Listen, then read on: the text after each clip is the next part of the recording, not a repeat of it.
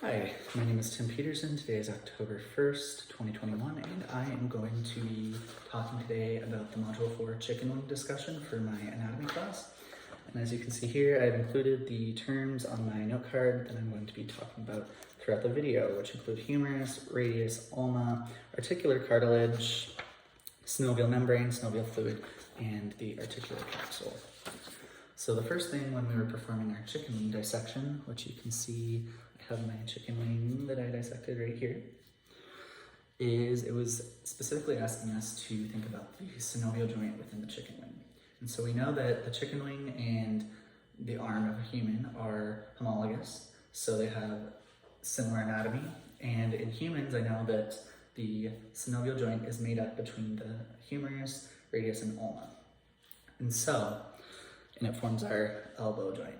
And so when you're looking at the chicken wing, it would be the same thing. So we can see that the synovial joint is formed here in the chicken wing between the humerus, which is this bone right here, the ulna, and the radius, which is the bottom bone here.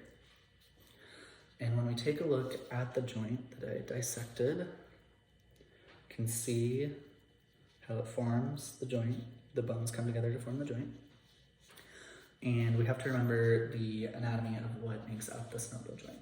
So once you strip down past the muscle and you get closer to the bone, we remember that the first layer on the outside that would encapsulate the joint itself would be the articular capsule.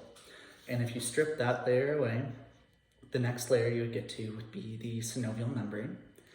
And very last would be this structure, or this membrane, the white, it's kind of shiny, and it's covering the ends of the bone. That would be the articular cartilage.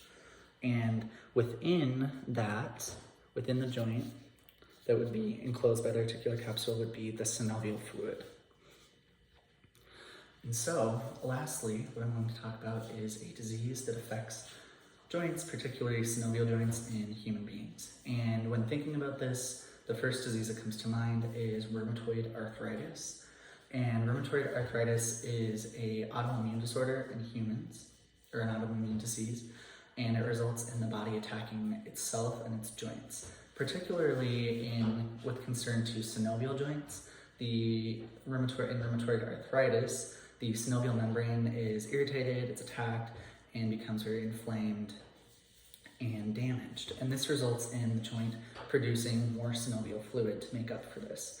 And the overproduction of synovial fluid leads to a swelling of the joint, which can lead to damage of the articular cartilage, pain, etc. And ultimately, if this disease progression is not stopped or managed, it can lead to damage of the joint, destruction of the joint, damage of the cartilage, etc. And is very painful for people that are experiencing this disease.